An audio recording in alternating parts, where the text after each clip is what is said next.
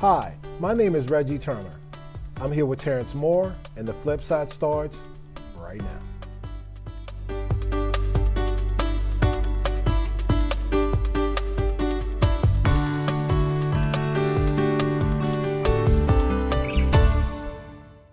Welcome to the show. Tonight we're joined by members of Leadership Washington County, not Leadership Maryland, Leadership Washington County.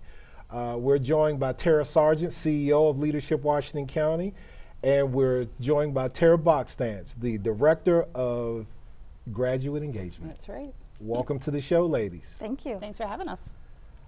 First, let's start a little bit to talk about an overview of what is Leadership Washington County and its mission. Okay, well, I like to tell people that there's two key parts to joining Leadership Washington County, and one is we educate you about the challenges and the opportunities that are facing our community.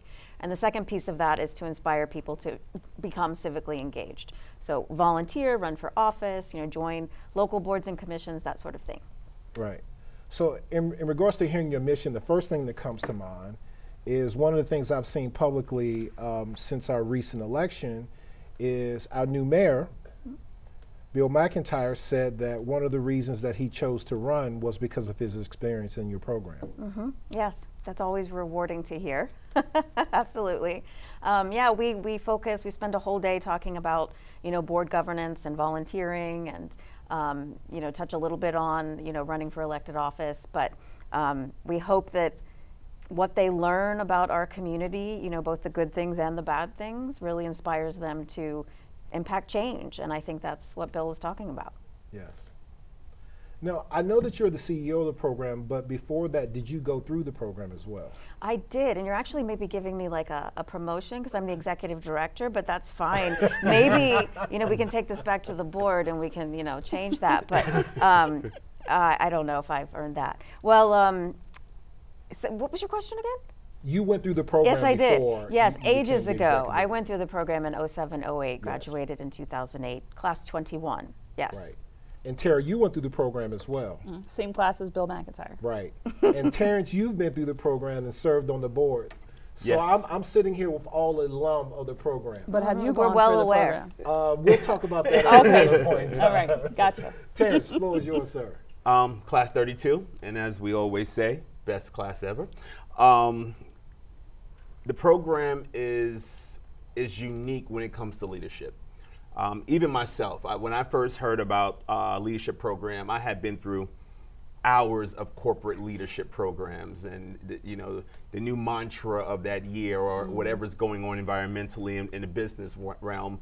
And Turner, you can probably associate with finance. Like, there's always a new leadership program that's actually being introduced, from executive leadership down to even sales. So I walked into the program thinking exactly that. What's different? I know I can speak to it, but I want to hear from you. What's different, and why is it different than those traditional leadership programs?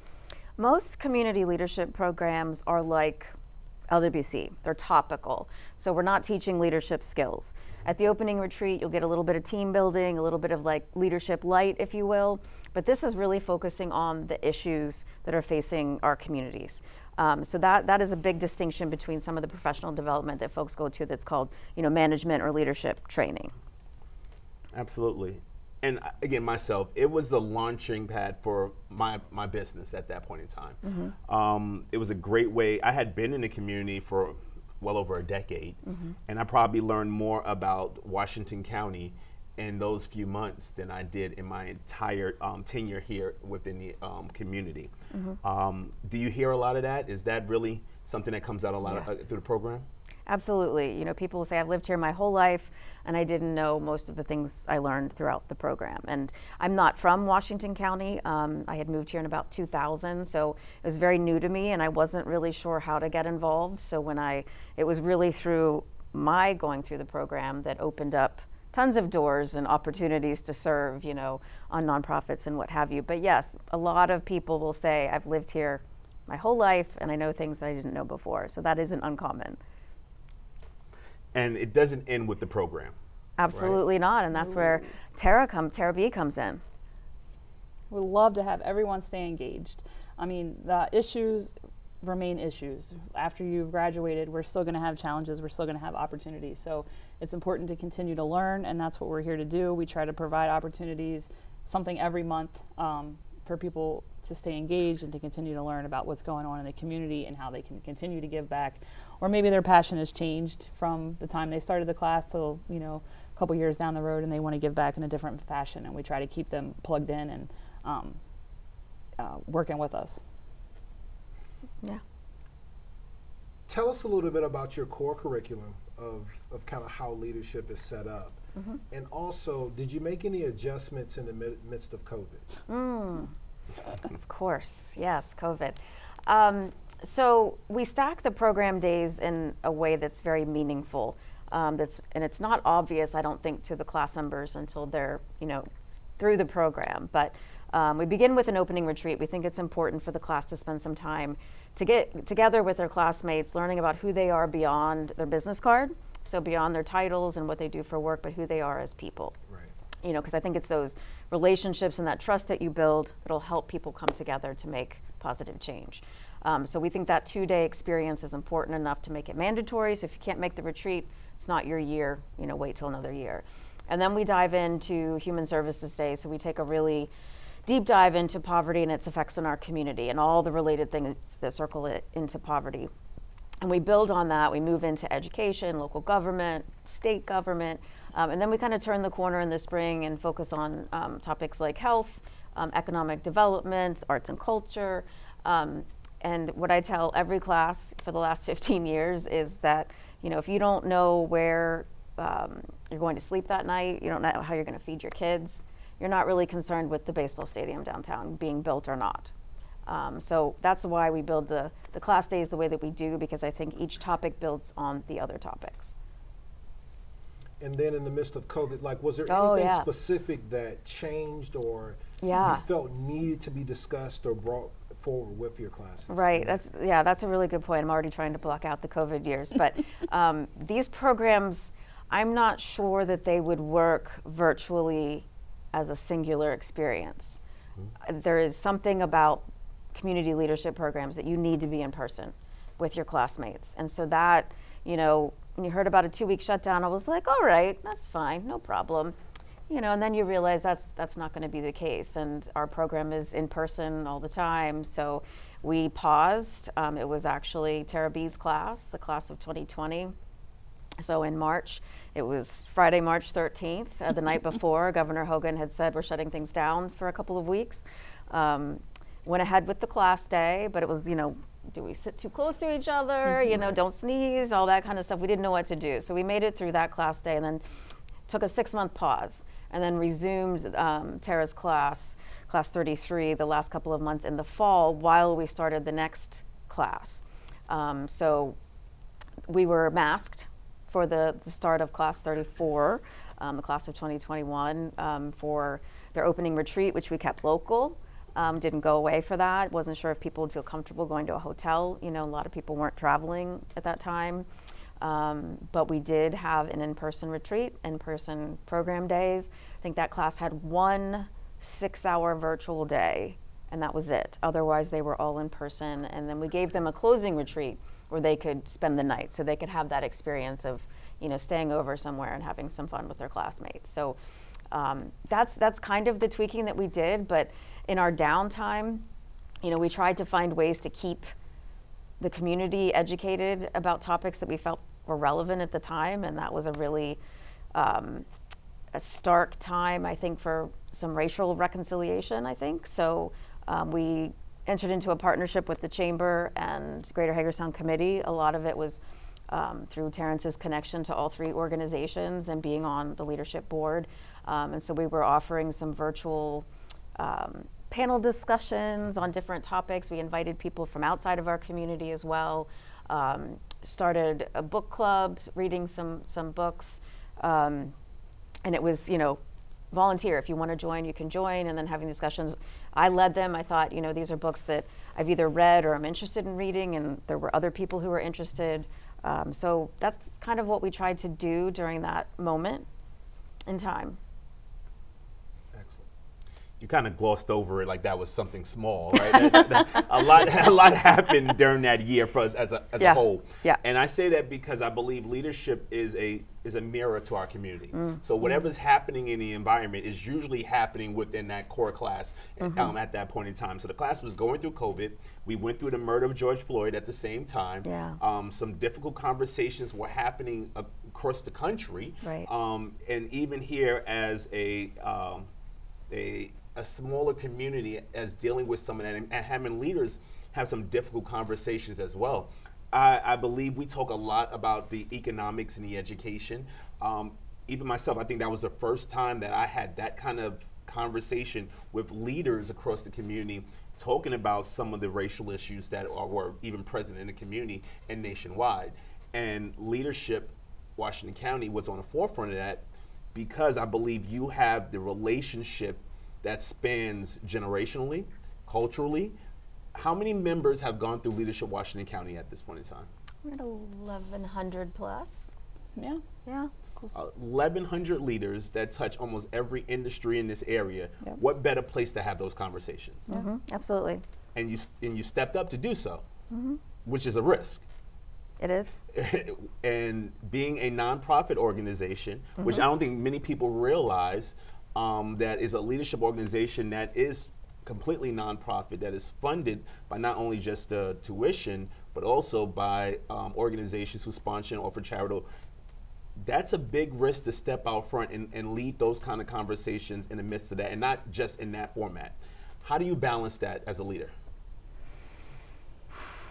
I mean, I appreciate you calling it a risk, but I don't think I looked at it like that. I looked at it like this was an important conversation that, not only the country necessity. needed to have, but Yeah. our community needed to have. And people were, upset.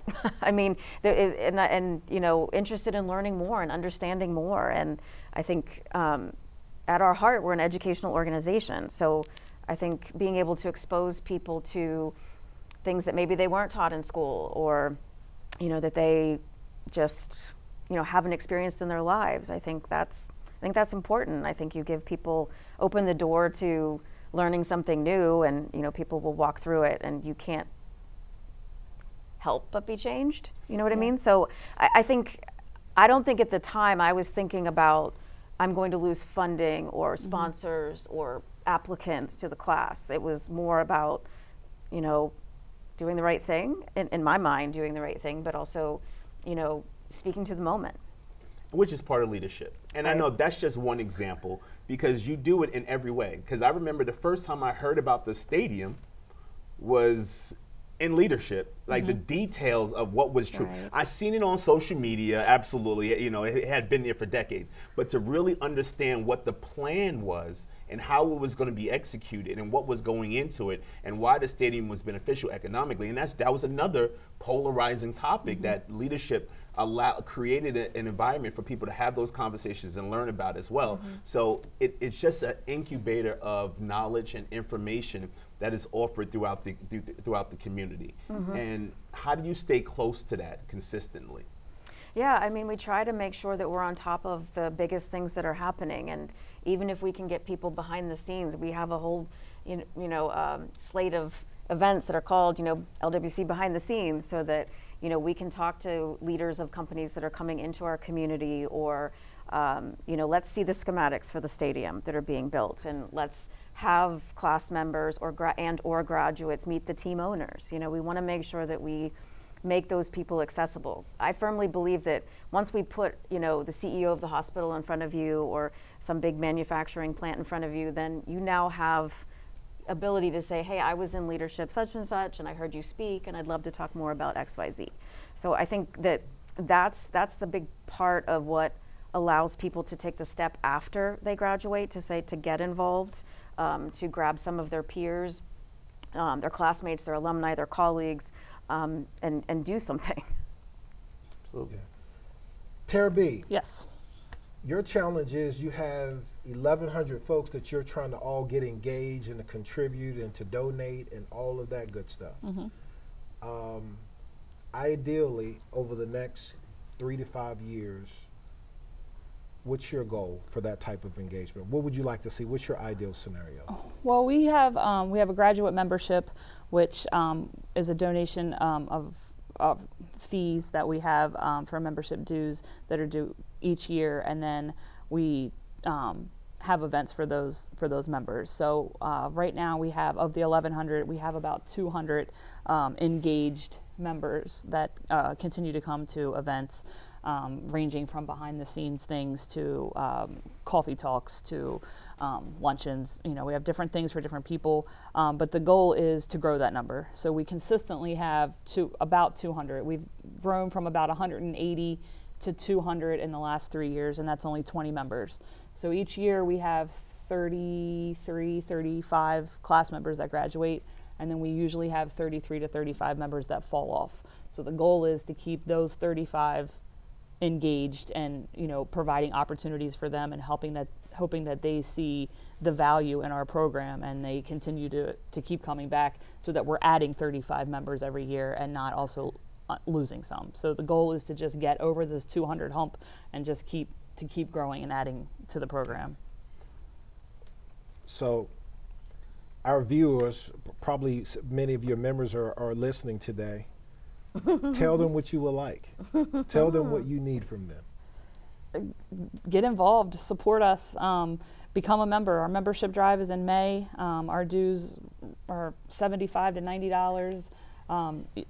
Giving doesn't stop there. Obviously, you can give more, you can contribute as much as you want, but then just get involved and come back so that you can learn about things like the stadium and how they're going to impact the county, and, you know, the hospital, the new med school. So many great projects that are going in Washington County. So really, I just want you to come out and get involved and to stay connected. And if it's that you can only come to 2 events a year, then we hope that you can come to those 2 events a year. But, you know, we offer something every month. So if we can get we can see your face more often, we would love that too. For a low price of? $75. All right. We talked a little bit about community engagement, and Tara, I have not been through the program as of yet. But I want to hold that because I don't want this to get lost in the sauce. So I'm going to hold that. Let's take a quick break. Will you ladies stay with us and talk more? Of course, absolutely. All right, excellent. We'll come back and I'll hold that point. Stay with us. We'll have more of the flip side with Leadership Washington County after the break.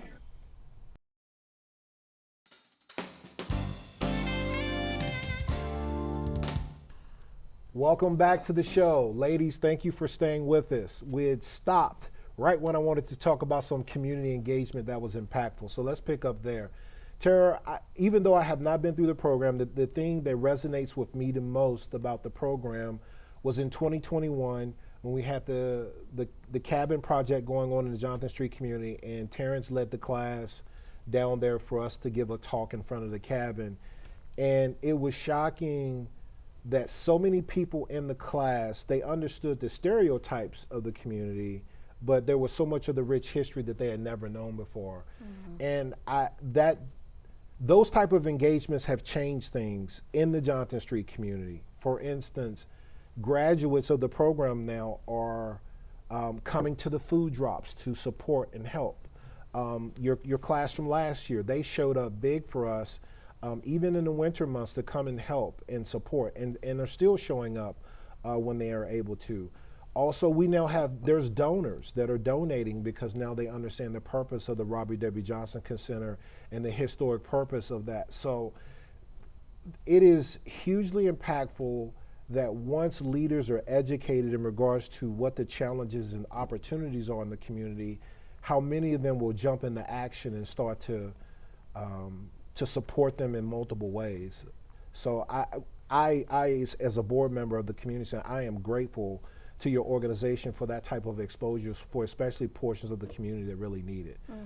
And I'll just add that that's all organic. We don't point anybody in any particular direction. We expose them, Right. you know, to the things that we think are, you know, important and relevant and timely, and meet the topic of the day. And that is on them to then do that. You know, we're not saying we suggest you support X, Y, and Z, for example, but I would like to give a shout out that E.J. Fuller, the executive director of R.W. Johnson Center, is also a leadership graduate. Yes. So very, Class very. 32? Yeah, actually.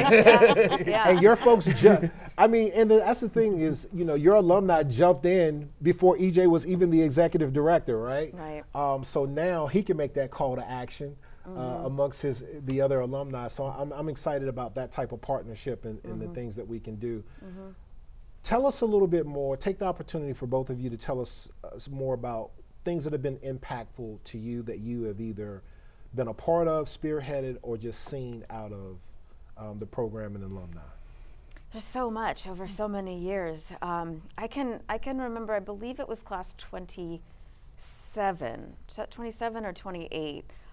We had a gentleman from the school system and a gentleman who worked at FedEx, and we were in one of the open space elementary schools, and they desperately needed a renovation of their library. And so, unbeknownst to me, they came together, and FedEx had the manpower and funding, and WCPS welcomed them into this school, and they transformed this library. And that's the kind of thing that's, again, wasn't dictated by us. We didn't give them a project to do, but they had a conversation, and it led to improving an asset for an elementary school. So that's one that sticks out, big in my mind. But it's always nice to, hear about, Bill McIntyre pursuing, being the mayor, and at the same time, Shelley McIntyre's rolling off city council. And I think she had a very nice post about, her service on city council and how it was informed by her experience in leadership. And that's priceless. I mean, that's the kind of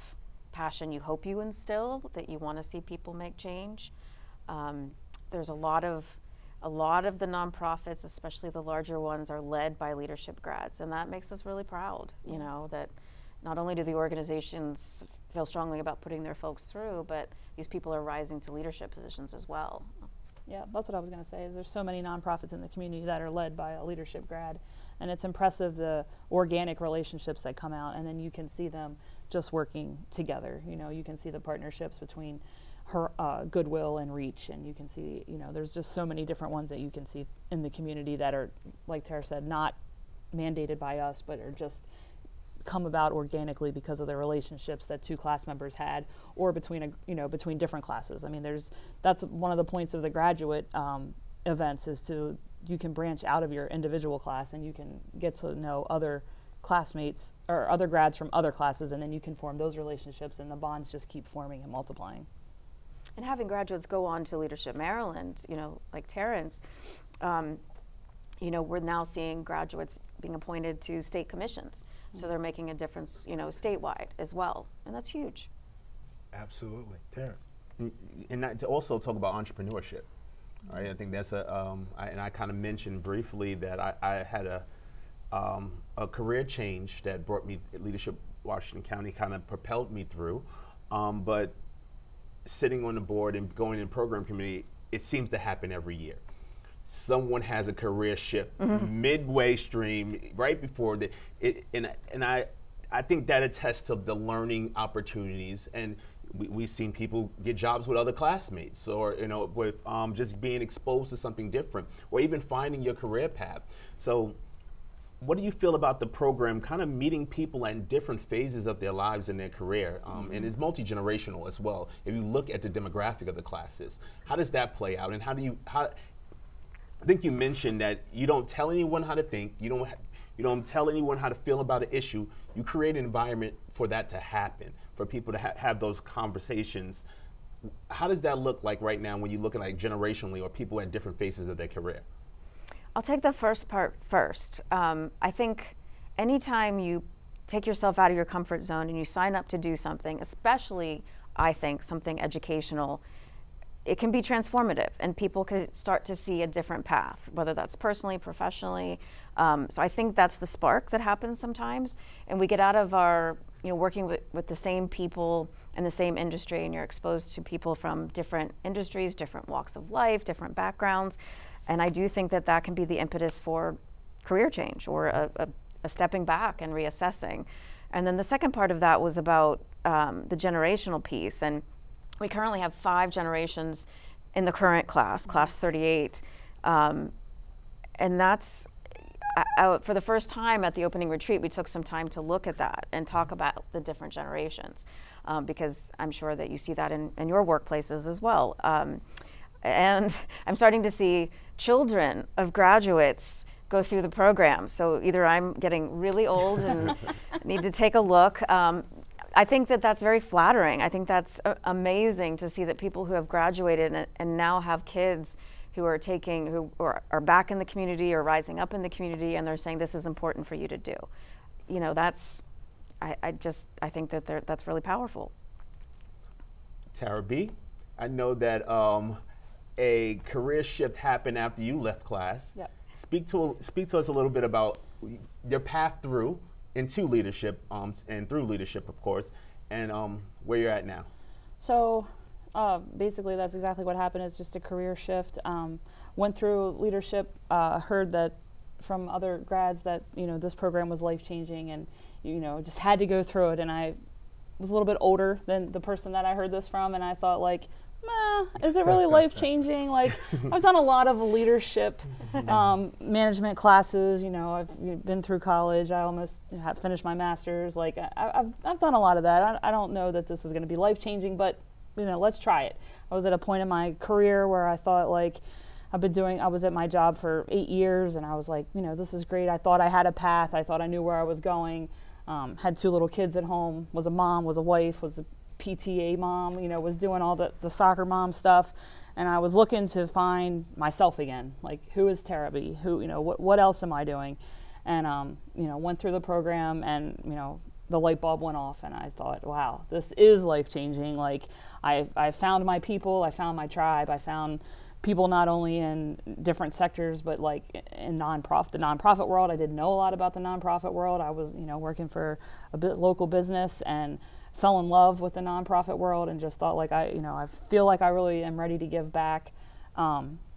Graduated class of 2020, served on the board for a while, and then my position became available, and, you know, I was kind of like, I had this premonition of, like, man, that would be so cool if I could work there. And I had this, like, thought, like, months before there was ever an open position. I was just like, man, that might be my dream job. Like, I really would love to do that. And when the position came available, I was just like, immediately was like, oh, Tara, can I apply? Can we have a conversation? Like, can I talk about this?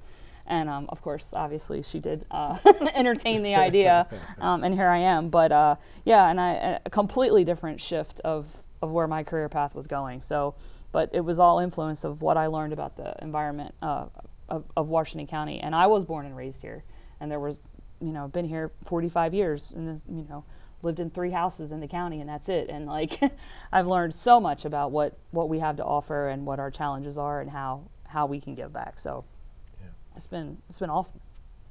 Well, when it comes to leadership,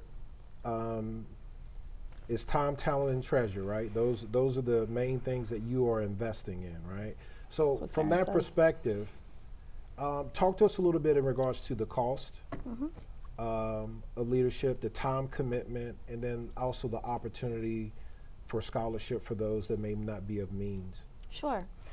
So as Terrence pointed out earlier, we are a 501c3 standalone nonprofit. Leadership Hagerstown started at the Chamber of Commerce in 1987.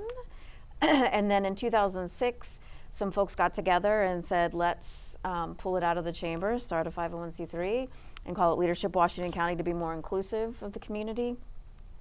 So we're 38 years old, but, you know, there was that little, you know, change in the middle of it, so that's a little bit misleading.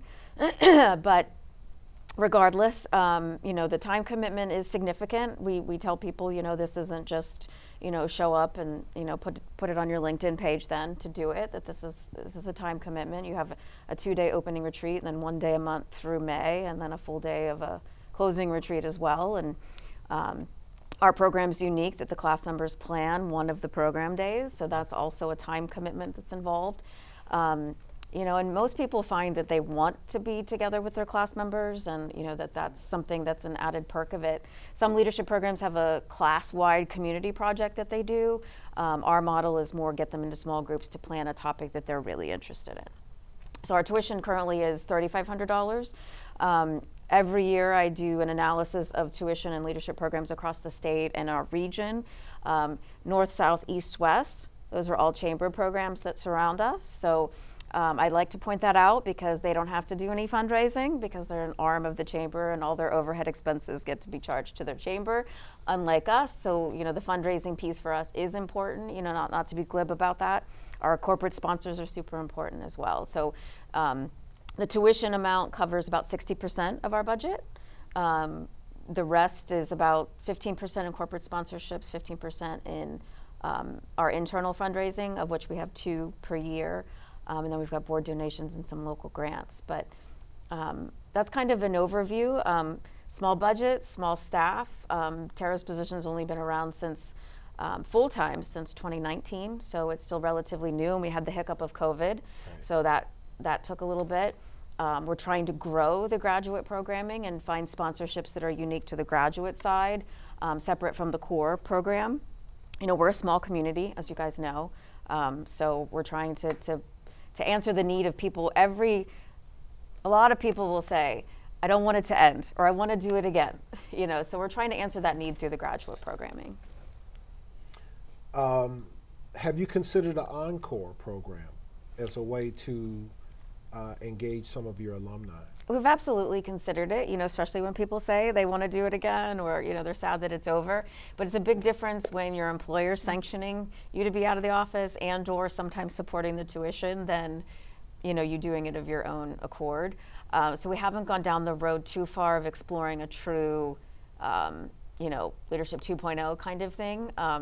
But we'd like to build up the offerings that we have on the graduate side of things and those events for those folks. People say they want another retreat, like a retreat reunion kind of thing. But, it's all things we have to kind of test out. We're coming up on doing a really big graduate survey in 2025.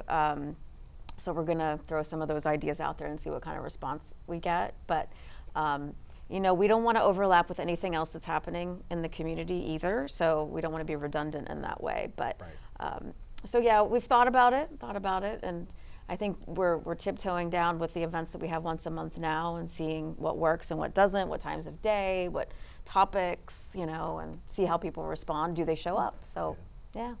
Well, we want to take another break here. We want to come back, talk more about challenges and opportunities, looking ahead, and some other insights that you guys have. So stay with us, please. Sure thing. All right. Stay with us. We'll have some more of the flip side after the break.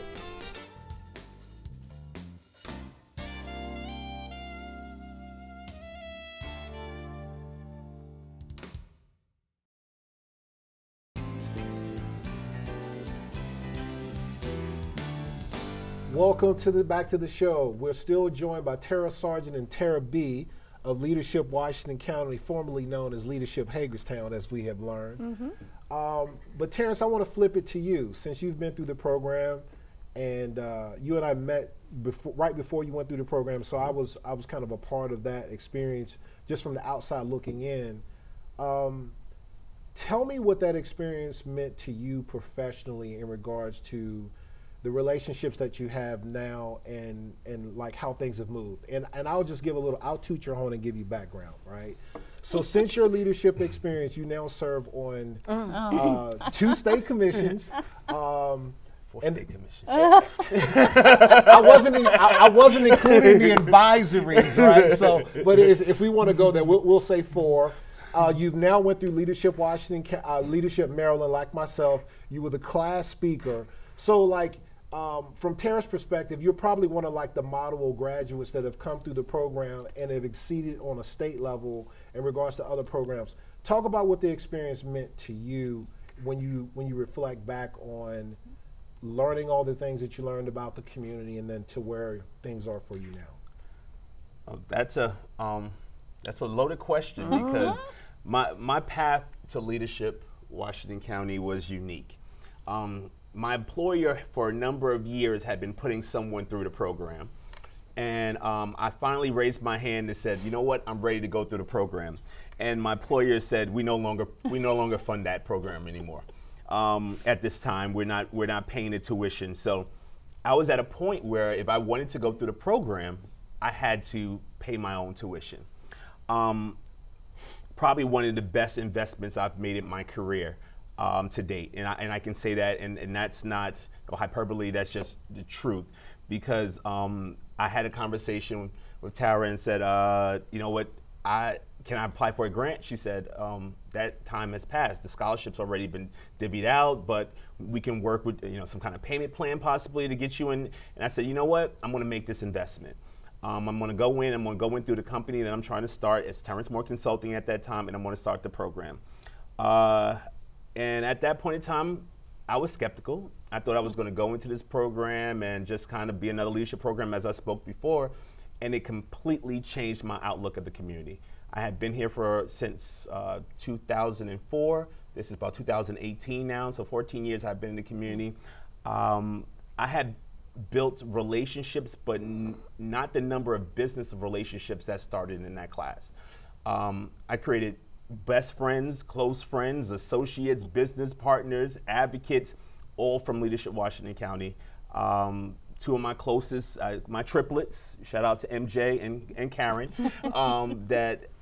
they were classmates, EJ Fuller. I can probably, it's that Kevin Bateman thing, like, 6 degrees of separation. I don't believe there's a project or anything that happens in this community that has more than 6 degrees of separation to Leadership Washington County because of the connections that's been made. Every board I've sat on in this community, and I've sat on a few, anytime Leadership Washington County is brought up, somebody calls out what year or what class they went through.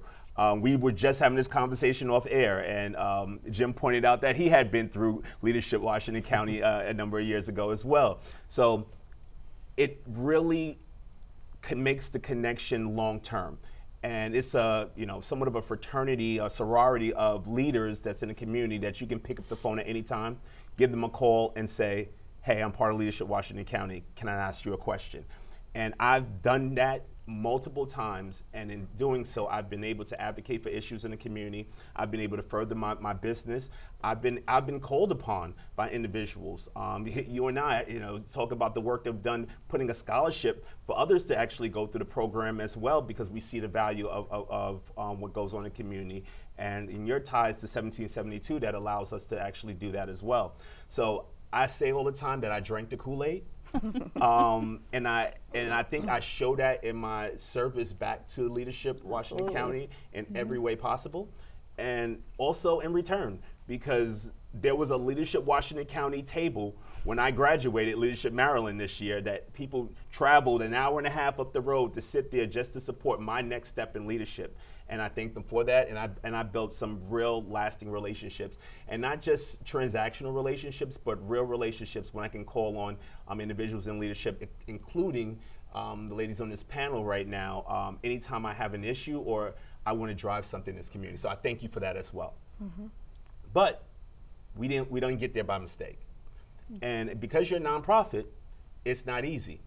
Fundraising has to happen. And we can talk about all the successes of leadership in the program, but unfortunately, you don't have children and puppies to put up there to bring in money. Right. Sure Right. Right? And we know children and puppies help you fundraise a little bit better. And talking about leaders who people may see as affluent in a degree of leadership, asking for additional funding and looking what the program has faced some challenges in 38 years. Sure. Yeah. And I believe your path into leadership in Leadership Washington County was aligned with some of those challenges. Give us that story.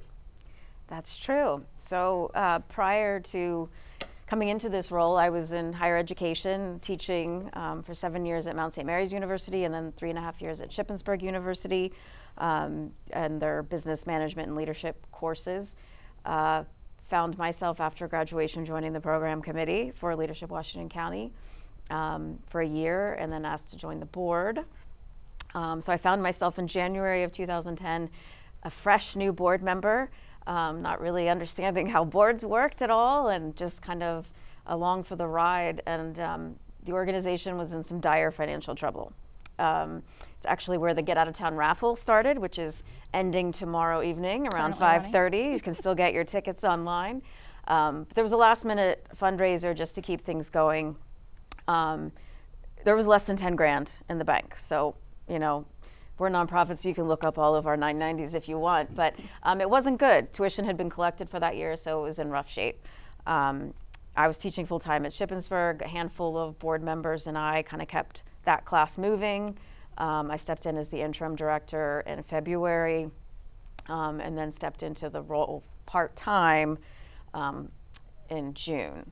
So it really wasn't until January of 2012 that I was able to be full-time and have one job instead of multiple jobs, which was nice, and it was rewarding to get the organization to the point where we were financially solid.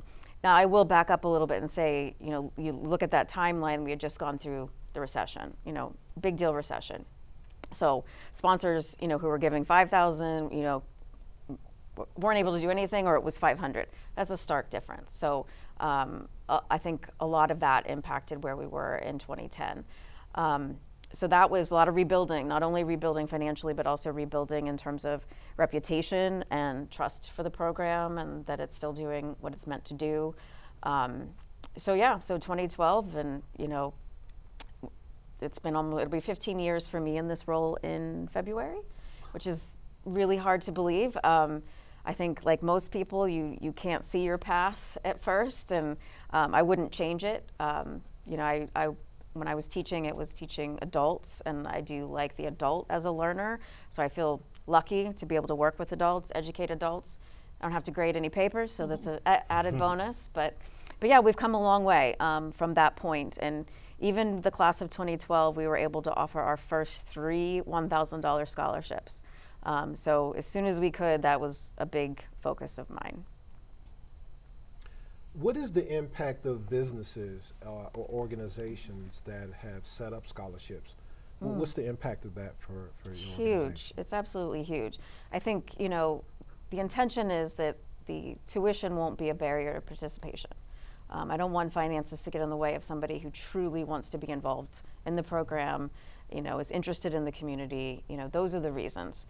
You know, the first question we ask when applicants interview is, you know, what do you know about the program, and why do you want to get involved? And we're really looking hard at that answer. Right. You know, this isn't just added to your resume. It's not just to have a good time or get out of the office one Friday a month. Truly to make a difference.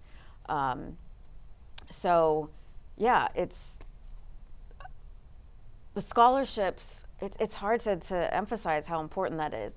I realized at some point that some sponsors would rather do a scholarship than just a straight support of the program. Now, we need that straight support of the program, but scholarships are huge. So that's been nice to figure out. Some of our local companies' foundations are great for scholarships. As Terrence mentioned, you both have supported a scholarship through the 1772 Foundation.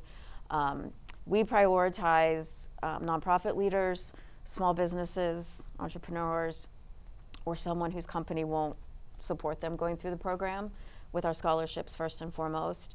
And for the last several years, we've been averaging $20,000 to $25,000 a year in scholarships.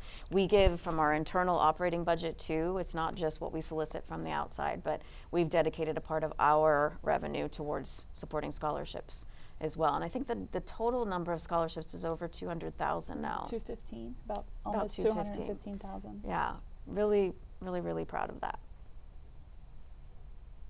And it's not 100% scholarships, though. No. In most leadership programs, I don't think there's any leadership program that I'm aware of that will cover tuition 100%. Right. We think it's important. Everyone needs to have some skin in the game. You took the words right out of my mouth, absolutely. And so we give it different levels depending on need. And we do ask people kind of to describe the situation that they're in, that they need it. And, you know, we don't ask for your financial statements because a lot of times small business owners, that is your personal financial statements. So, but we'd just like to hear about why it would be helpful, and again, privileging the small businesses and the nonprofits in our community.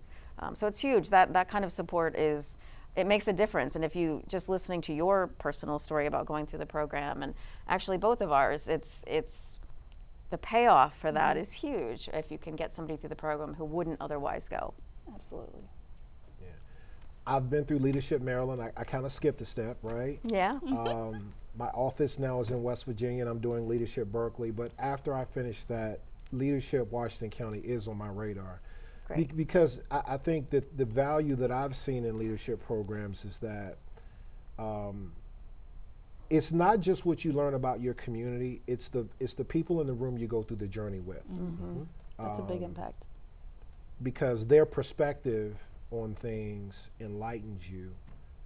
Because it puts you in a position as a leader that when you're in a room with people that you don't agree with, or you come from different socioeconomic backgrounds or whatever it may be, you have a little bit more empathy and understanding that someone's viewpoint may not be like yours, but how can you pull it all together to still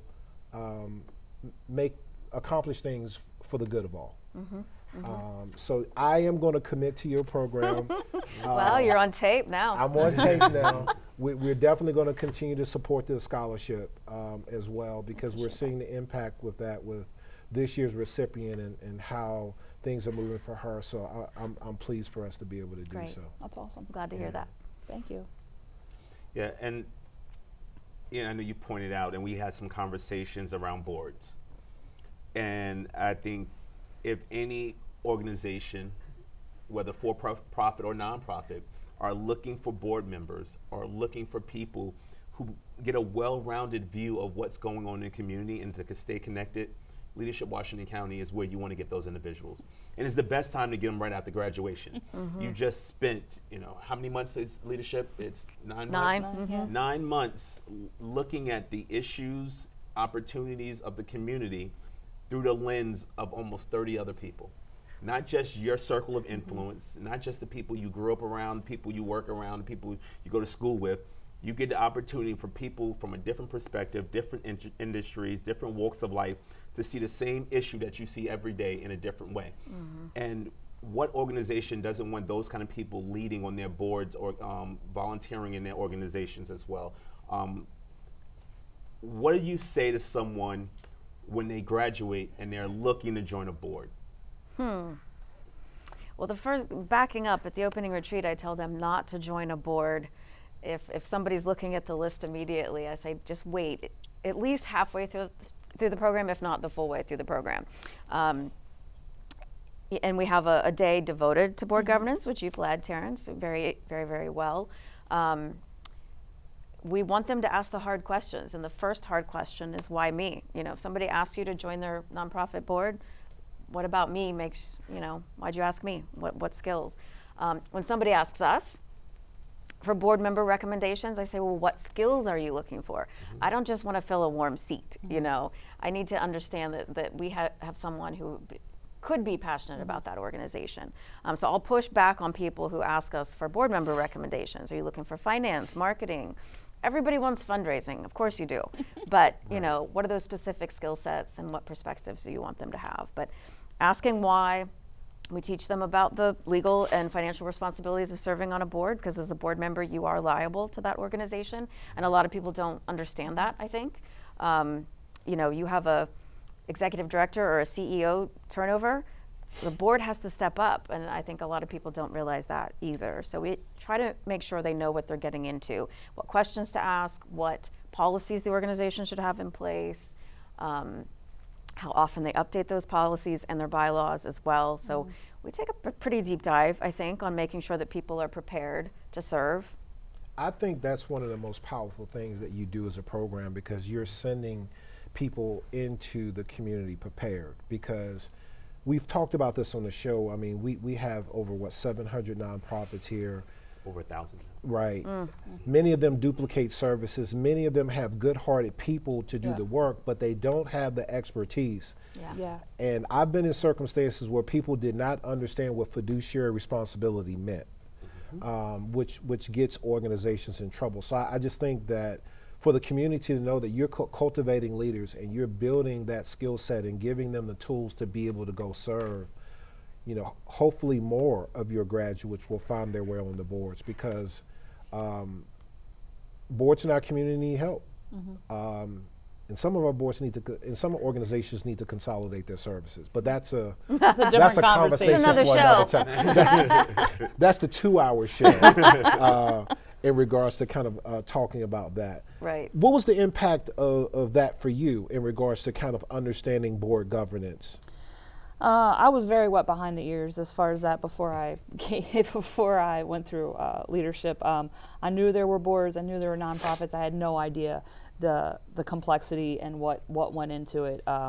my eyes were definitely open during our board governance session and learning what I needed to be looking for, what questions to ask, and to know what my responsibilities were. I had no idea. So learning from other board members and just taking it all in was very impactful. Is there anything that you do as an organization that you could possibly package and make publicly available to the broader community? That's a good question. Because if there was to, and here's your strategic person right here, right? I think if anything that people in our community need to understand is board governance. Because even for people that are not joining boards, sometimes when there's conflict in our community and confusion relative to organizations, people don't understand how boards work. Like, people don't understand the difference between operational capital and capital projects and things of that nature, and they don't understand. So I'm just wondering, just a thought process, could you package those sessions up and make it available to the public?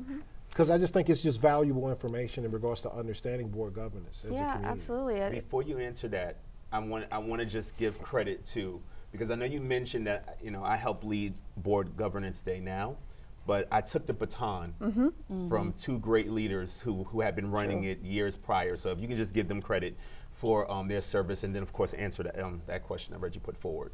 Absolutely. So for many, many years, Jeannie Singer, an attorney and a CPA, she's double trouble, and Brendan Fitzsimmons, formerly with RBC, who unfortunately has passed away now, led the board governance session before Terrence, and they had a wonderful rapport with each other and also with the class, and both of them have served on so many boards, so they had some real life examples of dysfunctional boards. And I do think that that's important, to hear about the dysfunction in order to understand what it should look like. I think anything's possible. I've learned as an executive director that board members love to give you ideas, and you have to smile very nicely at that. So I think it's certainly possible. I know CMB Bank, for example, put on a nonprofit seminar a couple of years ago, and I spoke at that session, and that was rewarding for me, and I got some great feedback about that. Many, many years ago, maybe 7, 8 or more, a couple of us, the United Way director at the time and Dave Hanlon, we did a survey of nonprofits asking about their governance needs, issues, problems. They don't have any problems. They don't have any issues, no needs, no misunderstandings. They don't like to tell you what they do. Right? And so that was what I learned from that survey, is who's going to say, like, we're a disaster, our board is a mess. Right. Nobody's going to say that. So I do think that there could be opportunities like that, and even exploring what our graduates may need a refresher on, because people love to ask, how many people get involved when they graduate. Well, that's not a great metric, because like right now we have a brand new dad in the class. He's got an infant, 3 weeks old. He's probably not going to overcommit, and he shouldn't overcommit, but commit to a lot in June, for example. Right. 5 years from now, he may be like, I've got some time now, my kid's in school, or somebody's retired and now I can go join this board. I think there's different ways for people to be involved. Your kids are in school, so you're on the PTA. That's what you can do at that time. People can volunteer at different levels based on what they've got going on in their lives. Yeah. Tara, any last thoughts? Last thoughts? Just stay engaged, stay connected. If you are a grad, just stay involved. And if you're not, we would love to have you as part of the next class. Applications open February 3rd. And how do you get this beautiful merchandise? We put that on sale 3 times a year. We do it in the spring. Will be the next one. It'll go on in spring. And we do that through BJ's Customs Creations, and they do a wonderful job. Absolutely. Excellent. Ladies, thank you very much for what you do for our community. Thank you. Thank you for having us. Thank you for how you show up for your graduates. You lead by example. It was fun spending some time with you guys in Baltimore. Yeah, it was. a good time. Watching Terrence sweat before he gave his speech for Leadership Maryland. That was a lot of fun. And in the coming years, I'll be right there with you, because I have to join my other colleagues on the set that have been a part of the program. You got to be able to say best Absolutely. class ever. Yeah, Best class absolutely. ever. Yeah. Well, thank you, everyone. That is all the time that we have for tonight. We hope that you'll like us on Facebook, follow us on X, and send us your comments to feedback@theflipsidetv.com. That is feedback@theflipsidetv.com. But most importantly, join us again next week for another episode of